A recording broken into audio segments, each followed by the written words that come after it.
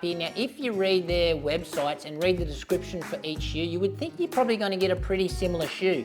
So they both pretty much make the same promises.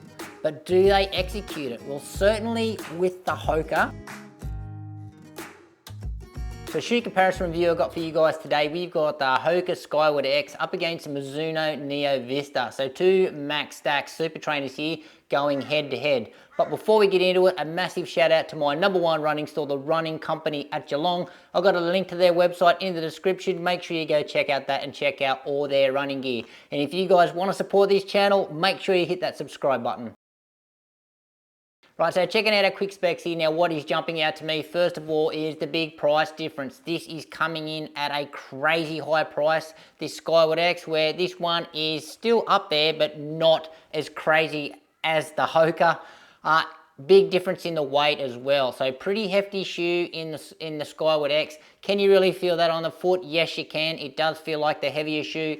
The Neo Vista definitely feels like the more nimble and lighter shoe.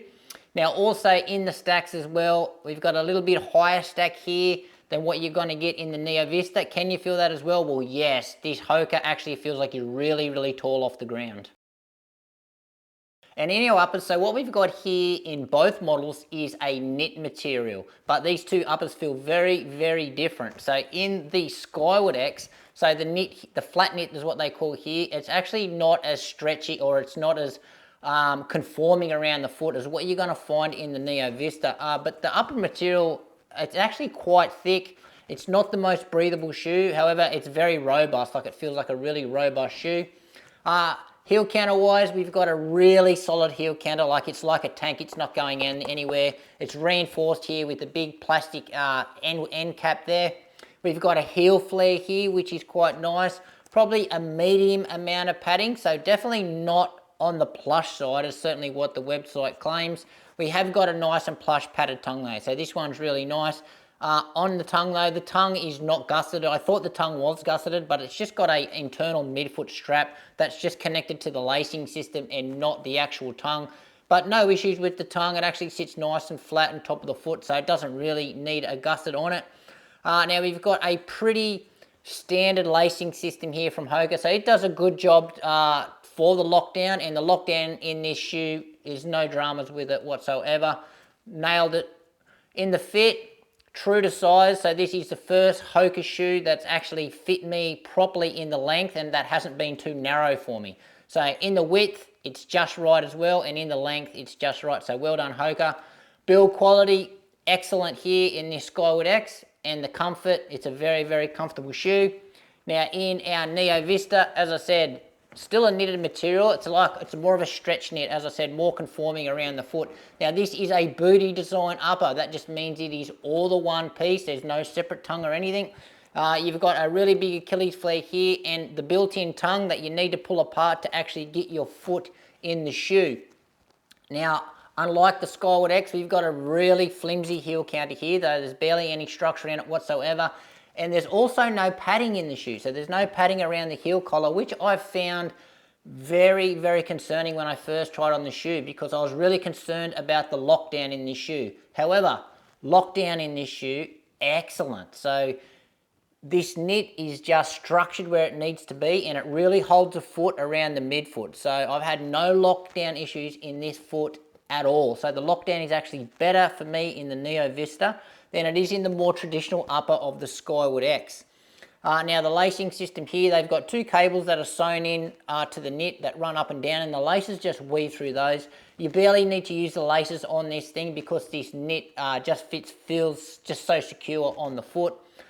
In the fit, it is true to size in the length, and in the width, I'm going to say it's more of a snug fit. So it's not so narrow in the toe box where I'm getting some toe rubbing. I've got none of that. However, it's really snug of how it grips the midfoot. So that's obviously, as I said before, that's just to really keep you locked down in this shoe.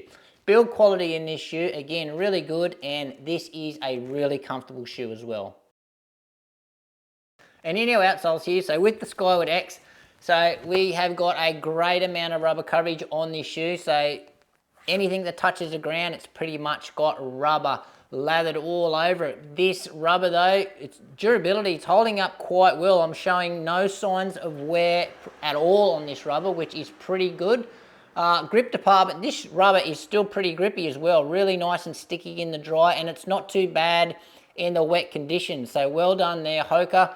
Also, what is interesting on this outsole is this big channel that they've got through the middle of the shoe. So it's a big channel that starts here, and they've got a big crevice or a window where you can see that exposed carbon plate, and also the midsole super foam, which I'll go into later. And then it spreads out a bit into 2 more channels in the forefoot. It's obviously adding to the ride. It's going to let this midsole splay a little bit. We've got a little bit of exposed foam here that's doesn't really touch the ground, but overall, this is a pretty good outsole. The rubber's nice and soft, and it just doesn't take anything away from the ride. And in the Neo Vista, so a bit of a unique style that they've got going here in their outsole. So they've just got full rubber coverage on everything that hits the ground. Now this rubber is really soft, sticky, great grip. However, it's showing lots of signs of wear for me. So I'm up just around, probably a little bit over the 100K mark in this, and this is pretty much worn flat up on the top here and also down here as well. I'm not really concerned about it because I don't think it's going to affect performance of this shoe. But yeah, durability, this rubber is definitely not as good as the Skyward X. Now also, interesting design concept here. We've got a huge crevice right through the middle of the shoe, which is quite unique. You don't often see them this big. If they've got the window, it's usually quite small, but this huge channel through the middle of the shoe, and obviously that is just aiding the softness and the smoothness of this ride. And in our midsoles here, so with the Skyward X, so we've got a bit of a dual density thing going on here. They are using their super foam, their PBA foam, and that is the top layer in this shoe. So they've got a complete footbed of this bouncy, responsive super foam, and then under that they've got a H-shaped carbon plate. So that is obviously giving the shoe and all these foams some rigidity. However, it's quite unique in shape. So it's gonna, with the H, it's actually gonna let this shoe move independently, say laterally, left and right. So it's gonna, they said it's a unique suspension system. But obviously it definitely gives this shoe some rigidity. Now this shoe is as stiff as they come. So you're not gonna bend this shoe, it's crazy stiff. And then encasing your super foam and your carbon plate, they have got a EVA or supercritical EVA frame. That's just holding everything together. That's pretty much the rest of the shoe. Now geometry wise, we have definitely got a 4-foot rocker in this shoe, and it's quite late, especially for a Hoka. When I mean late, it means it's right up towards the toes.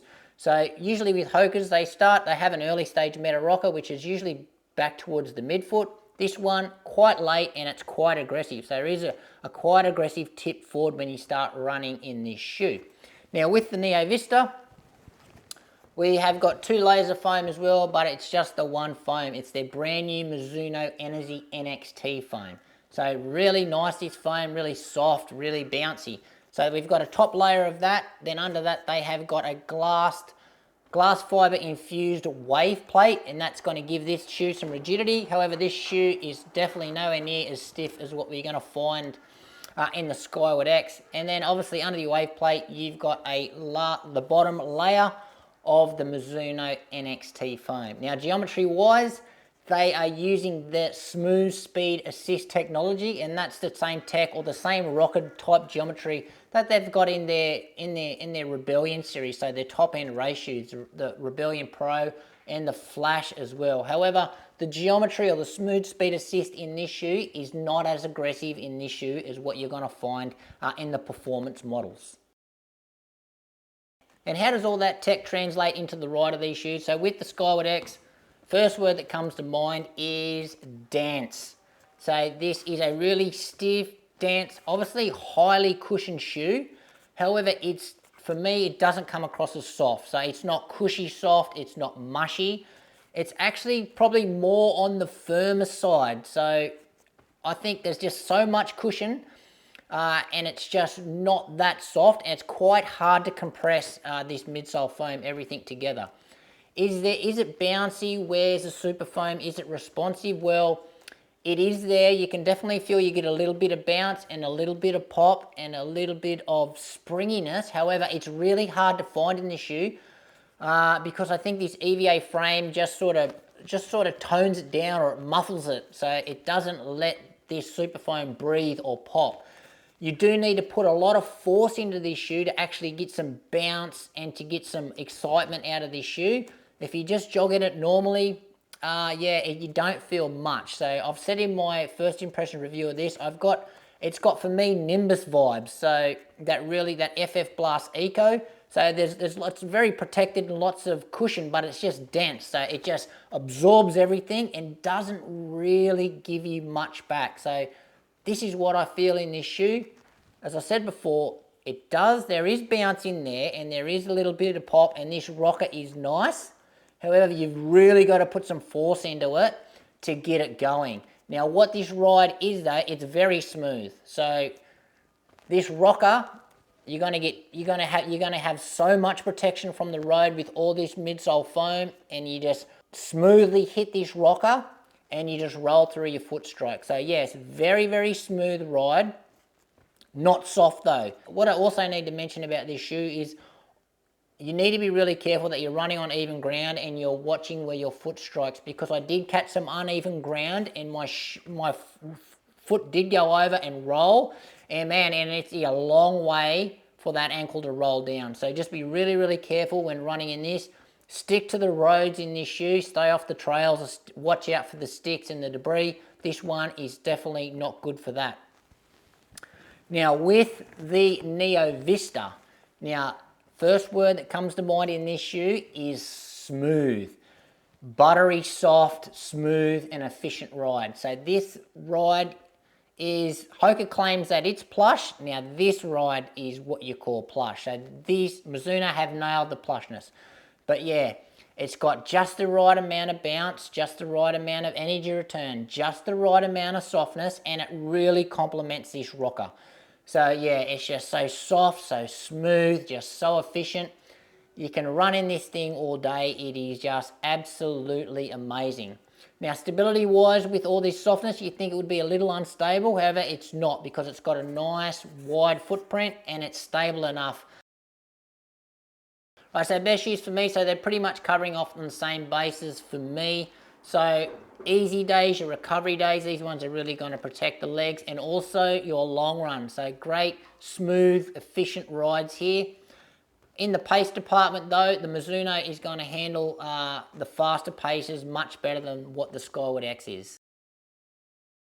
Right, so just wrapping it up here. Now, if you read their websites and read the description for each shoe, you would think you're probably going to get a pretty similar shoe. So they both pretty much make the same promises. But do they execute it? Well, certainly with the Hoka, the plushness, the softness, the bounciness,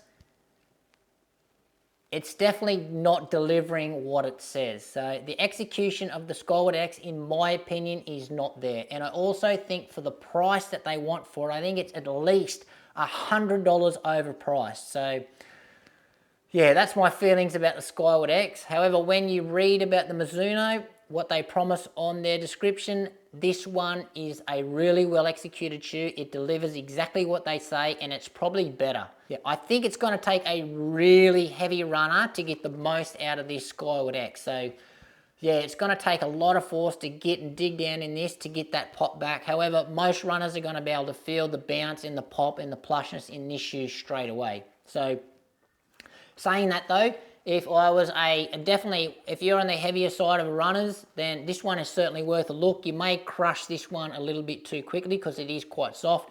And for the lighter runners, you are definitely going to get along with the Mizuno Neo Vista much more than this shoe. So considering my experience in both these shoes, if I need to just pick one shoe and I need to spend my money somewhere, well, it's an absolute no contest for me. Mizuno wins absolutely hands down. But anyway, guys, that is it from me. Interested to hear your thoughts on my comparison review between these two shoes. Got any comments or questions? Please just drop them in the comment section below. And again, guys, thank you for watching. Make sure you give this video a like, subscribe to the channel, and we'll see you next time.